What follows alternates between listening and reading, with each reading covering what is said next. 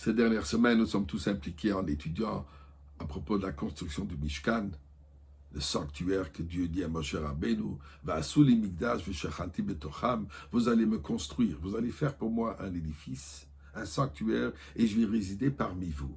Nos Chachamim nous disent, la Torah utilise ici le terme betocham au pluriel, malgré le fait à ce moment, on a construit un Mishkan, pour nous dire, Betor kol echad ve'echad, que Dieu dit, je veux avoir une résidence parmi vous. Je ne suis pas intéressé seulement d'avoir un bel édifice, aussi beau qu'il était, et aussi beau qu'il sera le troisième Beth Amikdash. Mais Dieu dit, je veux résider parmi vous dans votre vie, que chacun de nous devienne une résidence pour Dieu. À quel moment de notre vie commence ce projet de construire une résidence pour Akadosh Baruch Hu? Eh bien, mes chers amis, ça commence avant la naissance. Le comportement des parents à la conception de cet enfant. Et surtout aussi depuis sa naissance. Eh bien, nous voyons ça dans plusieurs aspects. Des premiers moments de la vie de cet enfant. À quel point on s'assure que cet enfant soit déjà introduit dans le monde du judaïsme. Et je m'explique. Coutume Chabad et bien d'autres. Qu'à la première occasion, après la naissance d'une petite fille, par exemple, une petite fille qui naîtra un dimanche, lundi matin, au moment de la lecture du Sefer Torah, le père va déjà nommer l'enfant, lui donner son nom hébraïque, pour assurer que cet enfant, dès sa naissance, soit attaché à la Torah et soit nommé avec un nom juif. Un petit garçon va attendre 8 jours. Au moment de la circoncision. Au moment de sa circoncision, là où il est noué entièrement avec Akadosh Baruch Hu à l'infini. Une petite fille dès sa naissance.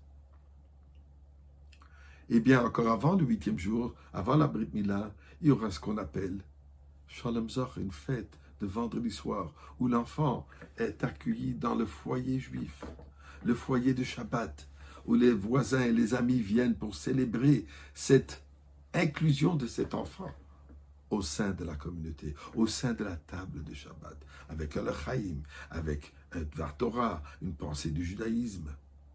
Aujourd'hui, je voudrais m'attarder à une autre coutume, à l'âge de 3 ans. Nous savons qu'il est dit qu'Avraham Avinu a reconnu l'existence de Dieu à l'âge de 3 ans.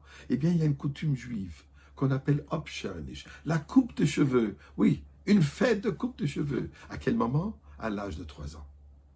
Comme le rabbi rapporte dans la lettre au nom du rabbi précédent, que c'est une ancienne coutume de grande importance dans l'éducation de cet enfant, dans le chinour, dans l'introduction, dans l'éducation de cet enfant au sein de son rôle de devenir un sanctuaire. Et ceci, coutume veut que quand on coupe les cheveux de cet enfant, des amis viendront, chacun va faire une petite coupe, on va donner à l'enfant un cadeau, mais on va d'abord lui donner une pièce pour mettre dans la tzedaka. Première chose, d'introduire l'enfant à donner la tzedaka.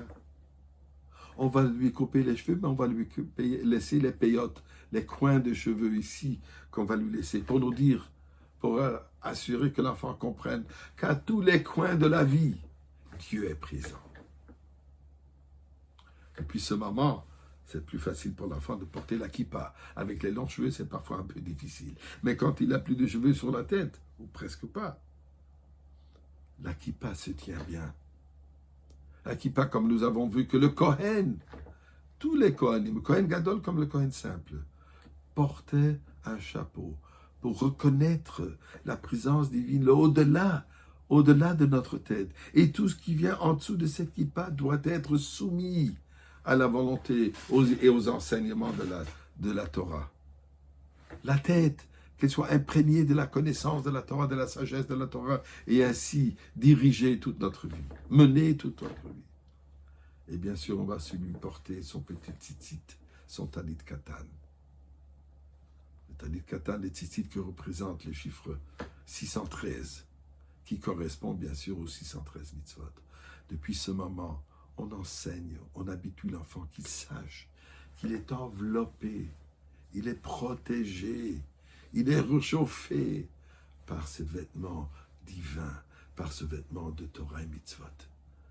Depuis ce moment donc, l'enfant devient le sanctuaire.